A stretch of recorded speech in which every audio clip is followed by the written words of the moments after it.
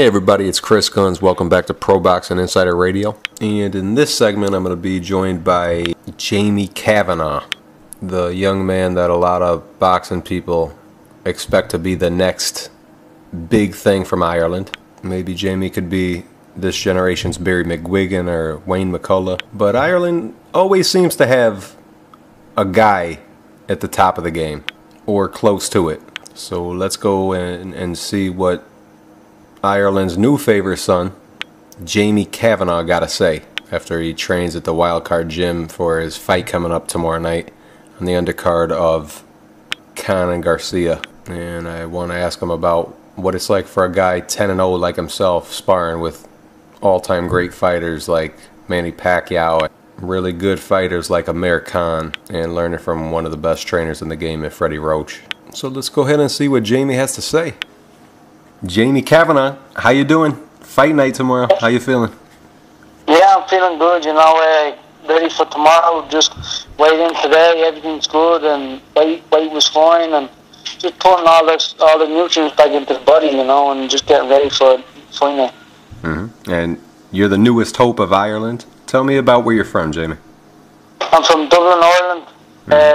I moved to Spain when I was 10 years old, but I'd already been boxing in Ireland, so my first thing was when I moved to Spain was like I had to find a new gym and keep it to boxing, and kind of it was the only thing I had. So really that way, Yeah. What kind of place is it to grow up in Dublin, as far as boxing goes?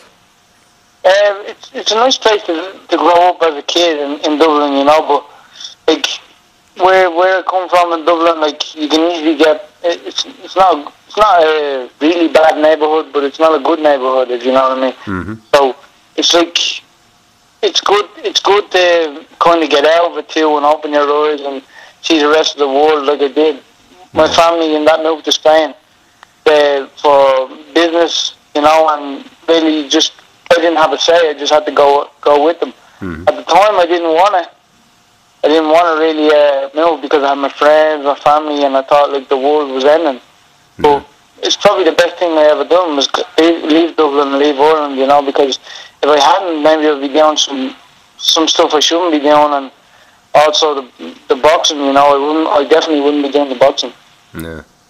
Take me inside the Kavanagh household. What was it like growing up in your house? Growing up in the house, it was like I was a lonely child for 10 years. And, like, if I wanted something, I'd have to earn it. But I would get it, if you know what I mean. You know what I mean? It wasn't really that my parents were rich or anything like that. It was more like, just my dad was like a thing, if I wanted it, well, then he would go and he would find a way how to get it, you know what I mean? And it's like, that was great. Yeah. And what kind of... for me when I was growing up, but also I had to earn. I didn't get everything I wanted. Yeah. Keeps you humble. You can't have everything you want. Of course. You have to stay humble and don't forget where you come from, and I'll never forget where I come from. Yeah. So you were always a humbled kid and a grounded kid? Yeah, like always, because also if I stood out of line, like I'll be the first one to get a whack, but that's just the way it was in my house, I knew if I was getting a whack, it was for something, I knew where I was getting it. I would get told where I was getting it, and then I would get it. Yeah. But, it kind of sucks when you're getting it. Yeah. What's the sense of being an Irish family if you don't give it to your kids a little bit here and there? You got to give it. You got to give them spanking. I'm a big believer in that, now I'm a little bit older and I see kids, some kids are really bad and nasty, and sometimes they need it, but it's like, it just shows you, always the ones that get the beating always turn out good. Always happens, they always get, when they get the beating, always turn out good. It's the other ones that don't, and they forget themselves, and so, like, their life goes in a different way, really. It toughens you up, though. Look what you're doing. Hey, who got you involved in boxing to begin with? Boxing was always like a part of the family, like my cousins had boxed, my uncles. So just really, it was really my Uncle Paul that got me into boxing because he was only 2 years older than me, but me and him were like kind of brothers. Mm-hmm. And we used to, like, we were brothers, best friends, and we used to go everywhere. So he actually joined the gym one day to go and beat someone up that was in the gym. And I followed him, like, yeah, he's going to join the gym, I'm going to join the gym. And he done well as a boxer. The boy actually that he wanted to beat up in the gym left the gym, and we stayed in the gym. We just carried on training, and he ended up winning an All-Ireland championship. I know he ended up winning All-Ireland champions, but he left it, and I eventually just kept doing it, and here I am today, And well, I'm in Vegas now, but I'm boxing now in Hollywood, California. Now, when your Uncle Paul hears that you're in Vegas, is he kind of jealous? Yeah, he just says to me sometimes, I wish I could have stayed on, but like that's the thing with boxing, it's a whole package. It's not just the talent. He was very talented, but he didn't really have the discipline that I had, and also I moved to Spain, so I didn't have a lot to do in Spain. The only thing I could do was really go training after school and kind of plan my day around boxing, boxing in school, where he was back in Ireland and he had a lot going on, he lost interest to a lot of horses. He owns a lot of horses, so he lost interest to that, but now he's kicking himself, but it's a healthy, if you know what I mean, it's healthy. Yeah. He's happy for me and everything's going well. And you moved from Dublin to Spain when you were 11. How'd that move come about? How'd you decide to do that? Yeah, it was just as I said, the family, they said they're moving, and I was 10 years old. I said to them, I'm not going, but at 10 years old, you don't really have a say, And now, also, I was looking to my friends, family, school, new school, a different language, I was like, when they told me, I just started crying. I didn't want to go, but like I said, you don't have a say when you're 10 years old. You can go, or you can or they make you go. That's the way it is. Yeah. And who did you look up to growing up? Look up to growing up would be my Uncle Paul. That's who I'd look up to because he was 2 years older. And like I said, when he joined the boxing gym, I joined the boxing gym. Anything he wanted to do, I wanted to do. Anything he wanted to get, I wanted to get. I just wanted to be like him. And thanks to him as well that I'm still in the boxing. Because like if he hadn't that day he wanted to beat up that kid and join the gym, I wouldn't have joined it. Yeah, I was expecting you to say maybe Wayne McCullough or something like that, but... Oh, like boxing people, I don't know, they didn't really... I knew who the boxers were on that, but I didn't really follow it, It was, like when I was that young, I didn't really follow the boxers because when I was a kid, I didn't want to look at boxing, you know what I mean? I liked the sport and I was on TV, I'd watch it, but I didn't really follow it. And then when I started getting involved in boxing, there wasn't a lot of people in Ireland that was kind of like Wayne McCullough, Steve McCollum. Then all of a sudden this guy Bernard Dunn came along, Before him it was Ricky Hatton, and I was a little bit older, a little bit wiser, and I was like, I followed his career a lot, so he was the closest thing to Ireland that we had in the boxer, and then I followed his career, and then eventually started to follow Bernard Dunn's, And you had an amateur record of 168 wins, 12 losses, an incredible record, and you're a 7-time Irish national champion. Yeah, it's a great record to have, It really helps me in the professional, A lot of people, there's a lot of Mexican people, a lot of American people, they only have 12 fights, 40 fights, and they're good, but it's the boxing. It's not like in Europe. You have a lot of amateur fights. Back where we're coming from in Dublin, in Crumlin boxing gym, you can fight every week. If you want to fight every week, you can fight every week, and that's the way. There's not a lot of regulations either. You don't need a boxing card. Sometimes I've showed up and I fought and I haven't had a boxing card. Or I've used someone else's. Yeah. Looks like. If you want to fight, you're going to get a fight. That's right. and then you won a silver medal at the 2008 Youth Amateur Boxing Championships. Did you have Olympic dreams? Yeah, like, not dreams. I didn't have dreams. It was that when I won the World Junior medal. It was like, now that happened to be on Olympic year, you know, when I tried for the Olympics and I got beat by John Joe Joyce, who went on and lost in the quarterfinals. He done Ireland proud, you know. But I believe if you want to go to the Olympics, like, I tried, but I didn't dream about it. But if you want to go to the Olympics, you need to be dreaming about it, you know. You need to be eat, sleep. And it wasn't me. It was like, I didn't believe in medals. I always wanted belts. Yeah. You know what I mean? You know, like, me standing there with a medal around my neck wouldn't really do a lot for me. It was more like me standing with a belt around my waist. It was a bigger dream, you know. Yeah. And so it didn't devastate you to miss the Olympics? We're not devastated. No, it was no, because when I kind of missed out too with my age, you know. I was only 17, so I was still a junior, but I was also just becoming an elite fighter, you know, like a senior. And it was like, it just messed up. It messed up, you know. They said they offered me to stay on and go to these Olympics in 2012, but I didn't want to wait around. And it's you never guaranteed anything, you know. So I thought I want to bring it into my own hands and do it that way.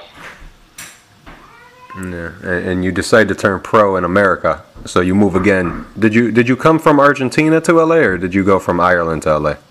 No, Spain. Oh, it was I went from I'm from Dublin, Ireland, and then you moved to Spain. Yeah. Now I lived in Spain for 10 years, and then when I was 10 years old, I moved to Spain, and then when I was 19, I moved from Spain to the Workout Gym in Hollywood, California. So I come from Spain, yeah. Yeah, and when you first decided to work with Freddie Roach, how did that come along? Yeah, I had a buddy, Dean Bourne, and he was training in the gym, and we was actually at the Ricky Hatton Manny Pacquiao fight, and Dean was fighting the night before, and I got talking to Dean's manager, Stephen Fader, who's my manager now, with Freddie Roach. And they said, hey, come to the workout, try it out, see what it's like. Like, to tell you the truth, they didn't think I was coming. I just came home from that trip one day and I said to my mum and dad, I had a long think about it. I said, I'm going to go to America, you know.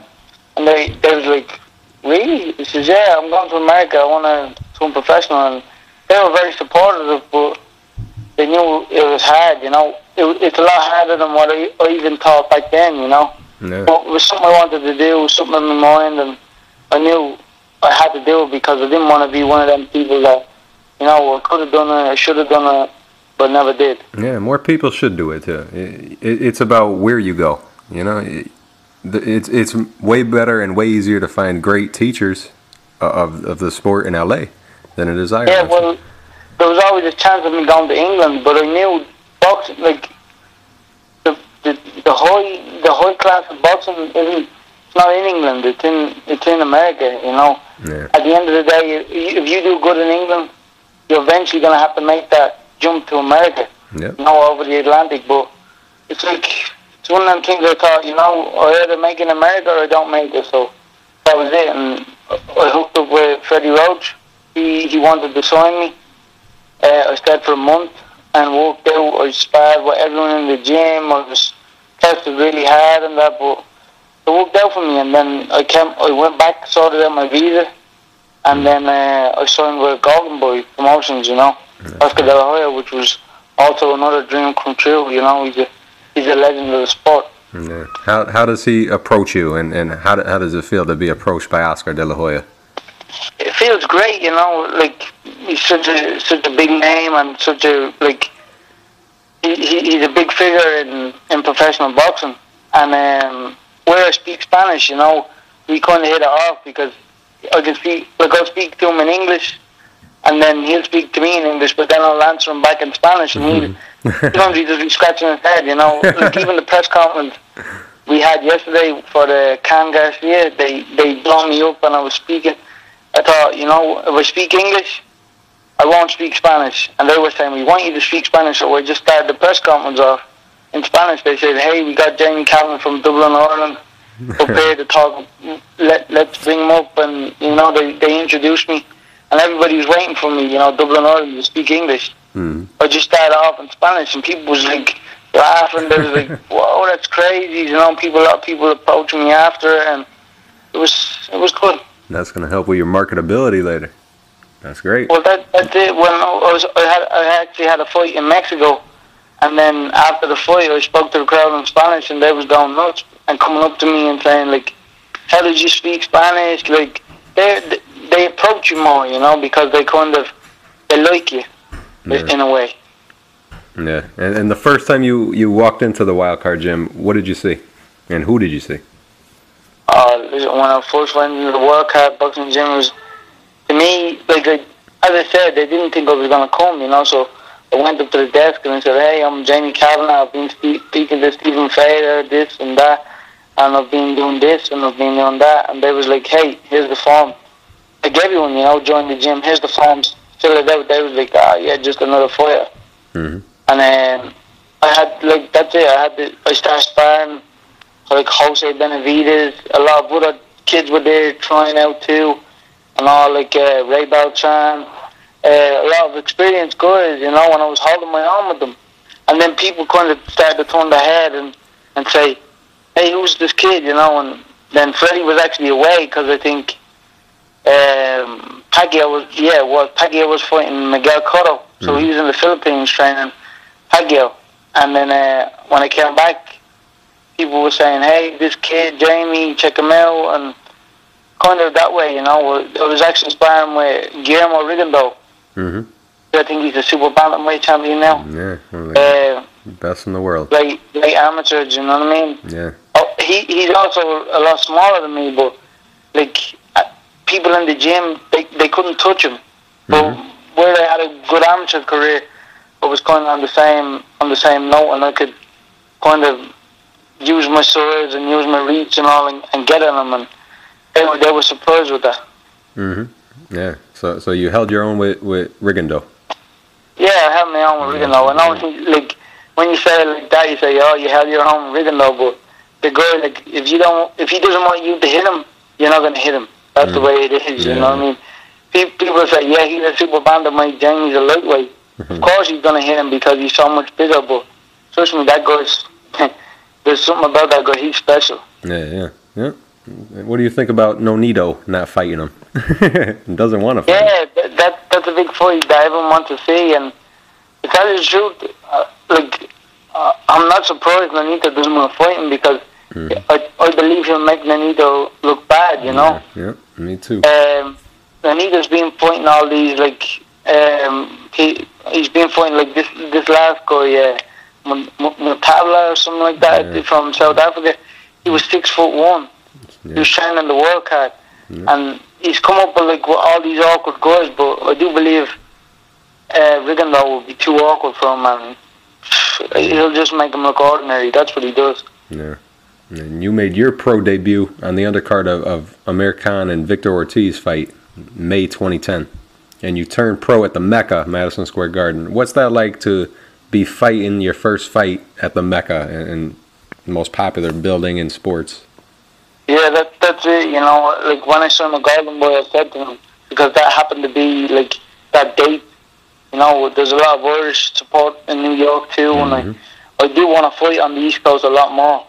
Yeah. So, to fight in Madison Square Garden, it's everybody's dream. Yeah. I fought in Madison Square Garden, I fought in Las Vegas, I fought in Texas, I fought in Cancun. A lot of people Las Vegas and New York, Madison Square Garden. That's a lot of people's dreams, and I got to do that. Yeah. In the fourth year of my boxing career, so it's very privileged, and I'll never forget it. But hopefully one day, I'll be doing my own headline in Madison Square Garden. Yeah, on St. Patrick's Day weekend. That's hopefully, that's what I said. There's a lot of support Irish support in New York, and it would be great to get more fights over there on the East Coast, even like Detroit, Atlantic City, but anywhere, you know, Philadelphia. Like there's big Irish support over there, and did you feel give it to the fans? Yeah. Did you feel overwhelmed at all on a card like that in your first fight, or were you ready for it? No, you know, because when I fought, I fought like in my manager, he was worried because he was saying, "Have you ever fought in front of so many people?" And I said to him, I said, "Probably not that many people, but I fought in a big crowds, you know, like in Ireland and in the World Championships and the finals, you know." But it really wasn't an issue to me because I was just there to do my work, and I'm like very professional about it. Like the crowd scream and shout, but you ask any boxer, like you can't make out any of the words that the crowd shout. It's just all a big blow. Yeah. Do you remember who you fought and what the result was? Yeah, it was like William Way, and I knocked him out. It was a TKO in the second round, I believe. That's it. And then a few fights later, you fought Sid Razik. Yeah, I fought that guy in England. Sid Razik, he's a well-known journeyman from England. Had I think it was I don't know, he had 60 losses or something like that. I think he's actually gone over the 100 mark now. Oh, wow. He's been active. Yeah, if you look him up, he's gone over 100 fights and he's still going. Wow. It's crazy in England the way they keep letting these people fight. Like they don't lose a lot by knockout.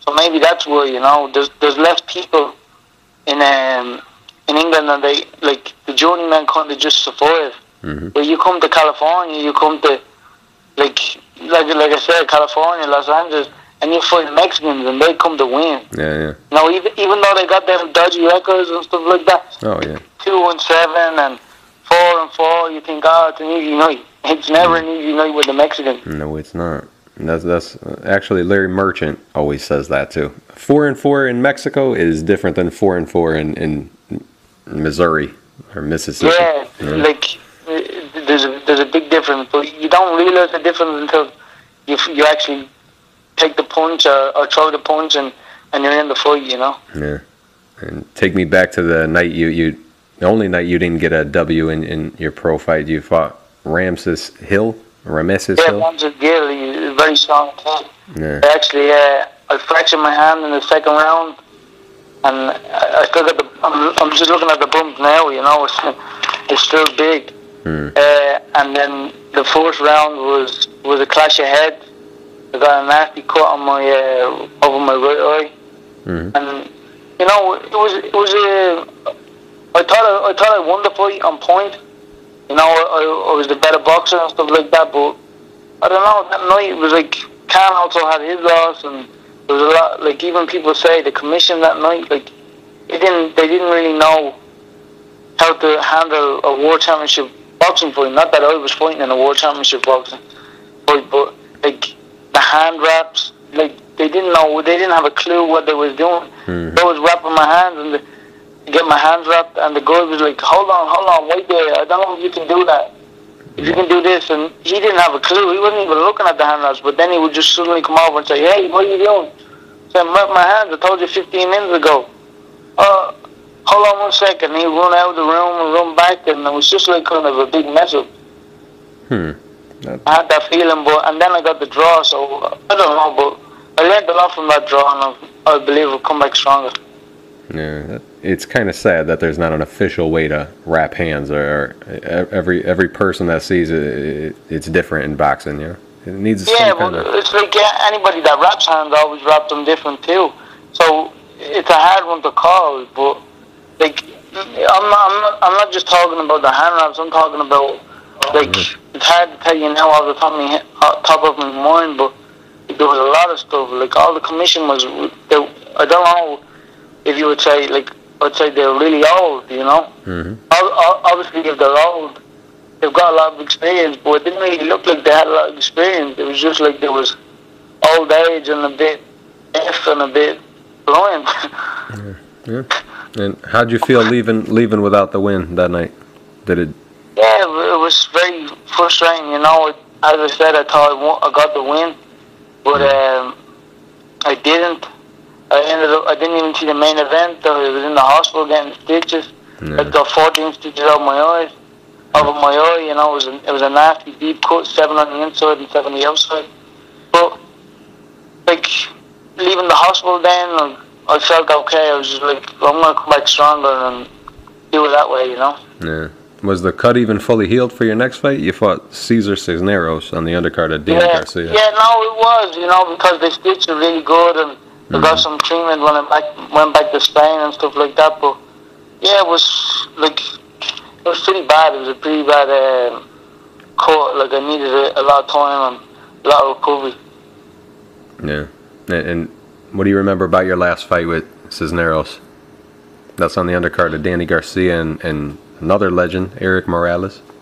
Yeah, that was a great card to be a part of and fight under the great, you know, Eric Morales. That was my last fight. The last fight was actually against Jorge Ibarra in Mexico. But yeah, the Cisneros fight was like the kid was he was Mexican. He was tough. Like he took a lot of shots.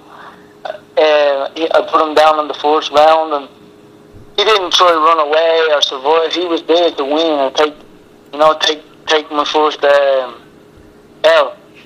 Yeah. But like, it was a good fight. You know, I was happy because I got like I think it was 5 rounds out of 6, and like I felt like I could have stepped on the gas and closed the guy, and that's what I said to my coach. In the fifth, going into the 5th round, I said, "What round is this?" He said, "This is the 5th round." I said, "Okay, let's step on the gas," and I did, and I got him out of there. Just like I was enjoying myself too much probably in there. Yeah, you had your rounds and you got your stoppage, so everything worked out. Yeah, it couldn't have went any good. You know, you go in and you knock kids out in the 1st round or 2nd round. You don't really get into 2nd gear, and that like if you want to progress in your career, you need that, you know, to get the rounds in and tough, durable opponent, and then when you feel like it, like get them out of there, you know. And what do you know about your opponent tomorrow night, Paul Velarde? I don't know much about him. I know his record is 3-1-3. Hasn't really been active. The last time he fought was like a year ago, so I don't know. We'll go in there. Like this is my first 8 rounds, so like I said, I want to do some rounds too. Do you have any? I don't want to do that. Maybe I don't want to do them all, like I should, but we'll see. You know, we'll take it by round 1. Like I said, I don't know anything about this kid. I'm kind of a bit blind going into it. I'm sure he's seen tape on me and stuff like that, but just take it little by little, see how it goes. Yeah, and in the gym, you spar with Khan and Manny Pacquiao to prepare, didn't you, for this fight? Not for this fight. I just sparred because Pacquiao was gone, you know. No, I didn't spar Pacquiao for the last fight with Bradley. I sparred Khan just once or twice, you know, because I needed more rounds, and they was just giving me 4 rounds at a time, and they spar in the afternoon, so it's hard to get sparring partners to come in. So it was good, you know, to get in and move around with Khan and then go and do my own work, you know. I was sparring the likes of Ray Beltran. He fights Hank Lundy next weekend in Atlantic City, I believe. And then there was a lot of other guys I was sparring. Andre Kilimov, he's a USBC champion, I think. USBC. No, there's a lot of people that come to work hard, and you always get decent sparring, you know. Yeah, you're lucky to be there. It's a great place. Yeah, very lucky. Yeah, and what does Manny show you that you're thankful for when you do spar with him? Does he give you any tips? Like, Manny will come over to you at the end of the sparring, and he'll some days he won't come over to you, you know, because he's got a lot of people around and stuff like that. But some days he'll come over to you and say stuff like, "I like the one you was moving your feet, you know, not staying still. It was harder, the different attacking angles and stuff like that." And you say like you're fast, or you felt your power and stuff like that. But like it's hard to learn a lot in like skill wise against Manny Pacquiao. It's more of the experience and being able to the high tempo in the sparring and like, also as well, getting away from the punches and not staying too long. And like I said, it's in and out and quick, fast bursts of sparring. Does fighting a southpaw give you any more problems than an orthodox fighter? Yeah, but not really, because he's not like your normal southpaw fighter, because he attacks from all angles. That's why he's different than everyone else, you know. It's pretty weird sparring him, because you're thinking he's a southpaw, but you don't really fight like they don't fight like southpaws, but he don't, you know, because he's very aggressive. Where southpaw would be more of waiting, you know, kind of draw you in, and then finish. Yeah, and Amir Khan, what makes Amir so effective at what he does? Like, people always ask me this: who's this and who's that? Who'd win a fight? And like, Amir Khan he's a lot. I think he's faster than Manny Pacquiao in hand speed, but Manny Pacquiao hits harder, and Manny Pacquiao's feet he's a lot quicker than Amir Khan. You know, he can create space really, really quickly. Yeah. Get in around you and get in, get out, let his shots off, which were a lot stronger and very fast. You know, there's like a hairline in the speed, but I would say that Amir Khan is like faster. It all depends on who gets off first, I believe. Yeah, and why is Danny Garcia so dangerous to him? You saw him fight Eric Morales in person. What'd you make of Danny Garcia? Danny Garcia is a young, strong fighter, and like Khan, I don't think Khan's going to stay in front of him, but if he does, he has a tough night in Danny Garcia. Danny's a bit wild sometimes when he throws punches, like, but I don't know if he's wild or he's not wild, but he has a lot of power. So maybe that's why he's so strong, because he's wild with his punches. Like, if you look with the fight when he fought Eric Morales, Eric Morales was able to catch him and box him a little bit, you know. But Eric Morales don't have the speed Amir Khan has. He can't beat him to the punch every time, but I don't know. Hey, we'll find out tomorrow night, right? Yeah. And what do you expect to see? You expect to see Amir create angles and not stand in front? I think Khan creates angles, but he's really fast on his feet, and he can't speed, and he beats Danny to the punch every time, you know. I don't think Danny's ever fought anyone or sparred anyone with the speed that Khan has in his hands, you know. And it's gonna be a real shock. I have Khan winning on points or maybe stoppage, but I don't believe the stoppage will come from knockout. It will come from, like, I don't know. I don't see his dad throwing in the towel, but I see maybe the ref calling it TKO and calling the fight. But hey, like I said, we don't know. We'll see tomorrow night. And one more question about the big British fight, Bad Blood going on. What do you make of the David Haye Chisora fight? Haye and Chisora? Yeah. I think if David Haye don't knock out Eric Chisora, he's got a tough night, you know. I'm a big fan of David Chisora. Not the way he acts and what he does and stuff like that.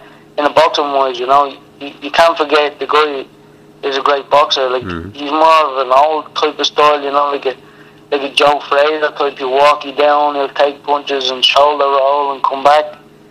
And David Haye is a lot quicker and probably punches a little bit harder. But I don't know. Like, heavyweight, they all punch hard. They just got to hit you on the right spot.